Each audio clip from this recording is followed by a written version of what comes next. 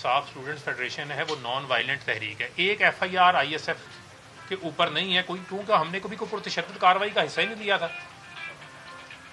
لیکن وہ اسٹرگل اگر آپ دیکھیں, اور اس کے بعد یہ 9 اپریل کے بعد کیا جو آگے کا مرحلہ ہے, اس مرحلے میں آپ نے لوگوں کو کیا پیغام دیا کہ آپ سڑکوں پہ نکلیں, آپ روڈ بلاک کریں, آپ مزاحمت کریں, آپ وائلنس کریں, اور اس وائلنس کے نتیجے میں ایک مسلسل مائنڈ سیٹ, ایک پیغام دیا جاتا رہا جہاں پر جو انوسینٹ لوگ تھے وہ کلٹ فالوئنگ کے اندر ان کے مائنڈز کو جو ہے وہ ان کو ہائی جیک کیا گیا, اور ان کے دماغ میں مسلسل جو ہے وہ ایک جذبات بھڑکائے جاتے رہے کہ پتہ نہیں جو پاکستان کے ادارے ہیں وہ آپ کے خلاف کام کر رہے ہیں, وہ آپ کو پتہ نہیں پالیٹکس جو ہے وہ نہیں جو ہے وہ کرنے دینا چاہتے. مسلسل ایک نفرت کا جو پیغام تھا وہ بیج بویا جاتا ہے.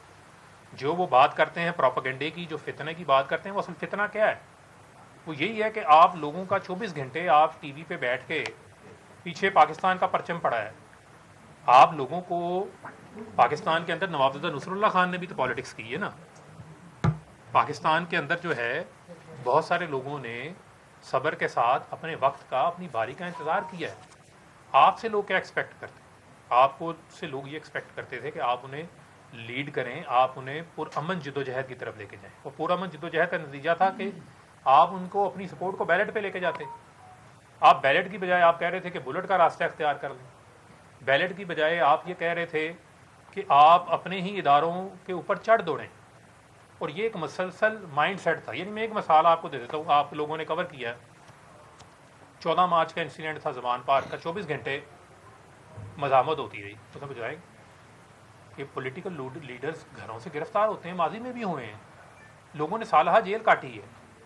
اگر آپ نیلسن منڈیلا کی مثال دیتے ہیں, 28 سال اس نے جیل کاٹی ہے, تو نیلسن منڈیلا نے کیا جو ہے وہ لٹھا بردار فورسز بنا لی تھی؟ کیا آپ اپنی یوتھ کو یہ بتا رہے تھے کہ پٹرول پمپ بنا کے پٹرول پمپ جلاؤ؟ یا آپ پرامن طریقے سے اپنے پیغام کو اتنا اسٹرانگ کرتے ہیں, آپ جمہوری انداز سے چیزوں کو لے کے چلتے ہیں کہ آپ اپنا الٹیمیٹ ٹارگٹ جو ہے وہ اچیو کر لیتے ہیں. لیکن 14 مارچ کو مثلا ایک وارنٹ آیا نا, ایک عدالت نے بلایا, اگر آپ کو پولیس گرفتار کرنے آ گئی ہے واٹ ایور, آپ اس کی ڈیٹیل میں نہ جائیں. آپ نے بظاہر بیگ بھی تیار کیا ہوا, لیکن ساتھ میں آپ یہ بھی چاہ رہے ہیں کہ باہر لوگ مزاحمت بھی کریں, اور اس مزاحمت کے نتیجے میں کتنے لوگ املاک کو نقصان پہنچا, کتنے لوگ زخمی ہوئے, کتنے معصوم لوگوں کا نقصان ہوا, کسی بھی سائڈ سے ہوا. لیکن لیڈرشپ کی کیا ذمہ داری تھی؟ لیڈرشپ کی ذمہ داری تھی تدبر دکھانا. لیڈرشپ کی ذمہ داری تھی, عمران خان صاحب کی ذمہ داری تھی کہ وہ تدبر دکھاتے. عمران خان صاحب کی یہ ذمہ داری تھی, وہ ذمہ داری کا مظاہرہ کرتے, لیکن ذمہ داری کا مظاہرہ نہیں کیا. ان کو یہ تھا کہ لوگ میرے لیے باہر لڑیں. آپ کو تو یہ بھی نہیں پتا ہوگا کہ باہر کس کا سر پھٹ گیا, کس کی ٹانگ ٹوٹ گئی, کس کے ساتھ کیا ہوا, لیکن آپ کے لیے لوگ لڑیں, آپ نے گرفتار نہیں ہونا. اب اگر آپ کہنے کا مقصد یہ ہے کہ پھر مسلسل پیغام دیتے رہے, مجھے آج پکڑنے آ رہے ہیں, مجھے کل پکڑنے آ رہے ہیں, مجھے آج پکڑنے آ رہے ہیں, کل پکڑنے آ رہے ہیں. کیسز کی جو بھی صورتحال ہے, کورٹ آف لاء تو موجود ہے نا پاکستان کے اندر, پاکستان کے اندر عدالتیں بھی موجود ہیں. انہی عدالتوں میں جو باقی اس وقت کی اپوزیشن تھی جب ہماری حکومت تھی, انہوں نے بھی انہی کورٹوں میں اپنے کیسز کا سامنا کیا ہے نا. ان کی ڈیٹیلز میں ہم نہیں جاتے, جیسا کیا ویسا کیا کیسے کیا, لیکن سامنا تو کیا نا. تو آپ کے پاس یہ راستہ تھا کہ آپ جب پاکستان ہے اس پاکستان میں آپ ڈنڈا اٹھا لیں. میں تو ڈنڈا اٹھانے کا, مجھے تو آپ نے پیغام ہی نہیں دیا تھا, مجھے تو آپ نے یہ تربیت نہیں دی تھی. مجھے تو جس دن آپ نے کہا تھا آئی ایس ایف بنانی ہے, تو آپ نے کہا تھا کہ اس وقت, اب میں نام نہیں لیتا تنظیم کا کیونکہ ان کو برا لگ جائے گا, کیونکہ بہت سارے لوگوں کو بھی بہت برا لگنا ہے, کیونکہ میں باتیں جو کر رہا ہوں وہ میں دل سے کر رہا ہوں, اور یہ میرے جذبات ہیں, جو میری سوچ ہے اس کا میں اظہار کر رہا ہوں.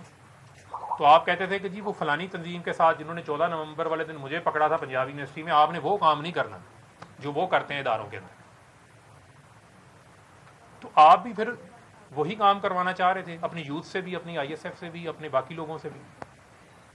اور 14 مئی, یہ جو 9 مئی کا جو واقعہ ہے, اس پہ آپ نے مسلسل لوگوں کی ذہن سازی کی، مسلسل لوگوں کی ذہن سازی کی، مسلسل لوگوں کو جو ہے وہ تیار کیا کہ لوگ اس حد تک پہنچ گئے کہ آپ کو گرفتار کیا، اور گرفتار کرتے ساتھ لوگ جو ہیں وہ لبرٹی جمع ہو جاتے ہیں۔ اب لوگ جب لبرٹی جمع ہو گئے ہیں، اس سے پہلے کتنے مظاہرے آپ کے کور کمانڈر ہاؤس کے باہر ہوتے رہے؟ میرا یہ سوال ہے کہ اس سے پہلے آپ کے کتنے مظاہرے کور کمانڈر ہاؤس کے باہر ہوئے، اس سے پہلے آپ کے کتنے مظاہرے کینٹ